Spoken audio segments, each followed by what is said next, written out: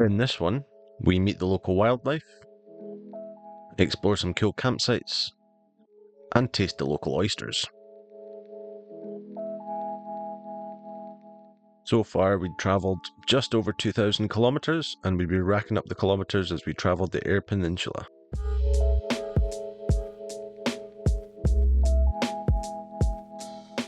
The first stop was a town called Whyalla, known for its intriguingly shaped jetty. We encountered our first pelicans.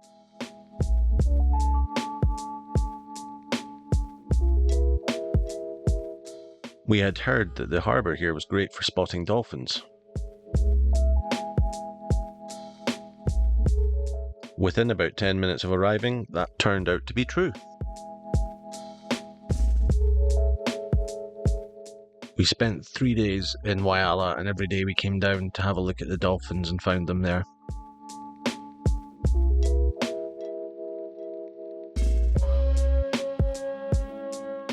It's rumoured that years ago, dolphins would follow in fishermen hoping for a bit of their catch, and after sharing some of their catch, the dolphins came in on a daily basis.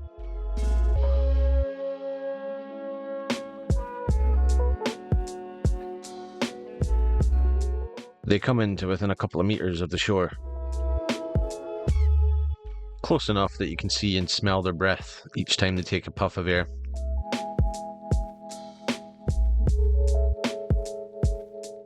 Whyalla is also known for its congregations of giant cuttlefish, although we weren't there at the right time of year to see them.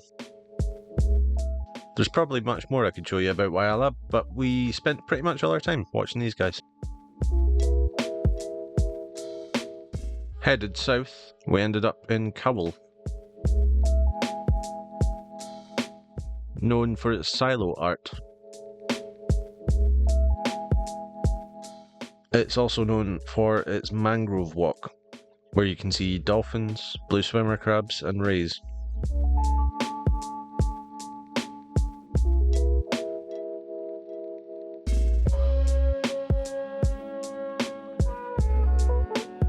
After checking out the mangrove walk, we had a little donder around the harbour, and one thing that impressed was the free facilities that you get here.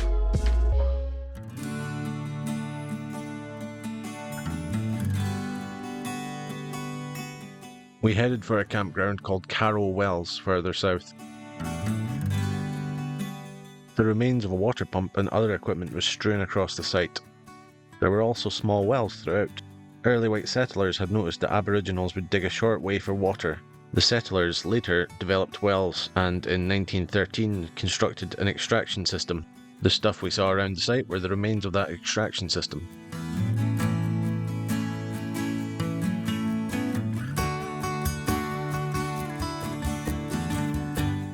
To the north, east and south of the site are 3 bays, each with a long sandy beach.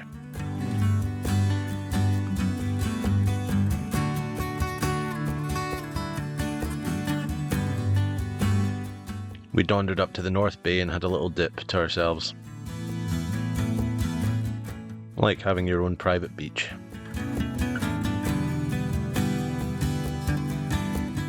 After the swim, it was quite a hot walk back to the van, and Anna was raging at me because I'd left my car keys on the beach. Thankfully, a beautiful sunset will calm anyone.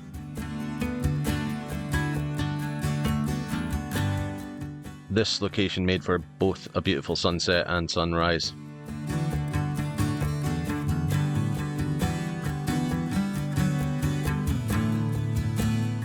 The next day, we hit the road again, headed for the west of the peninsula, heading to Coffin Bay.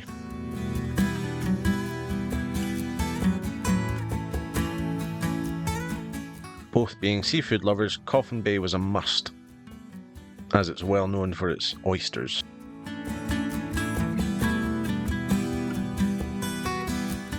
Also well known for its local population of emus.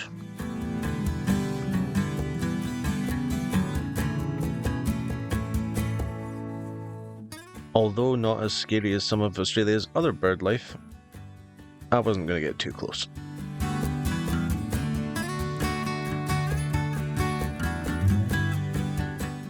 Directly across from our caravan park was Oyster HQ, where better to try the seafood. We shared a seafood platter and pretty much polished it off before admiring their oyster vending machine.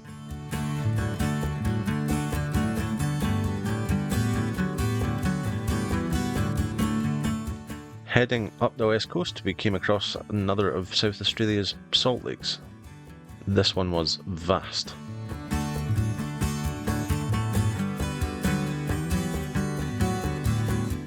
We headed up a hill where there was a lookout over the lake, Lake Hamilton, as well as a lookout to the sea.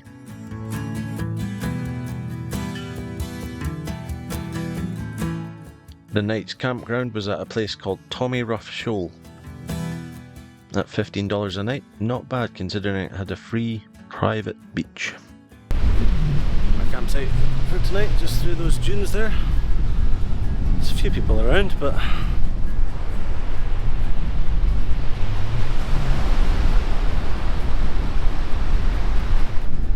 beach entirely to ourselves. Private beach. Private beach for the night.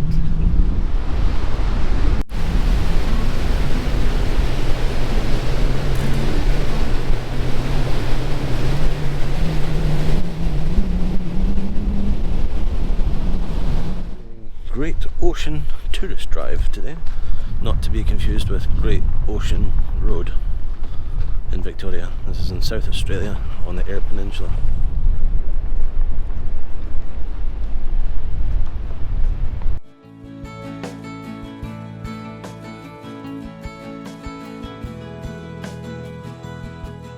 Great Ocean Tourist Drive is a 12-kilometre loop just north of Elliston.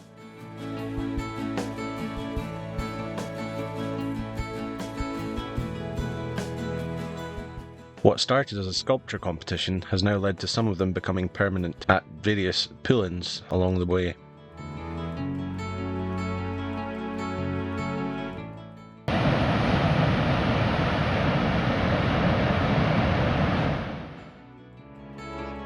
A short drive north, we visited Woolshed Cave, one of a number of caves known as the Talia Caves.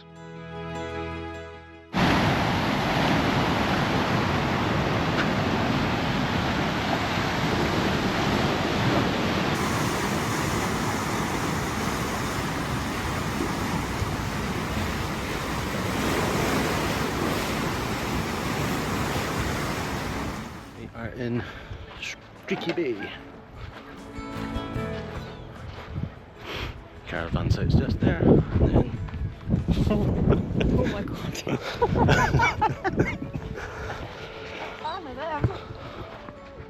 overzealous. Hop tip: don't walk up to pelicans beside a fish cleaning station. Even if you haven't been fishing, they'll try and hound you for fish.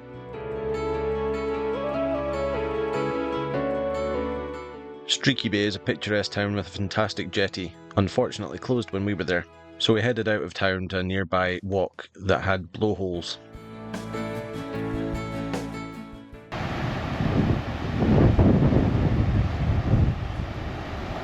You got a blowhole. Oh yeah. It's only little ones, but Yeah.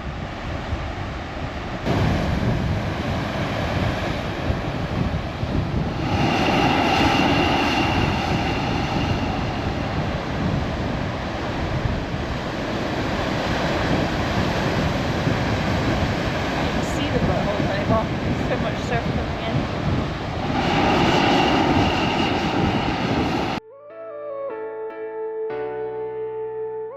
This place was called Whistling Rocks, understandably given the noises created by the ocean smashing against the tubes that have formed over millions of years of erosion. We completed the Eyre Peninsula by heading north to Ceduna, the starting point of the Nullarbor Plain.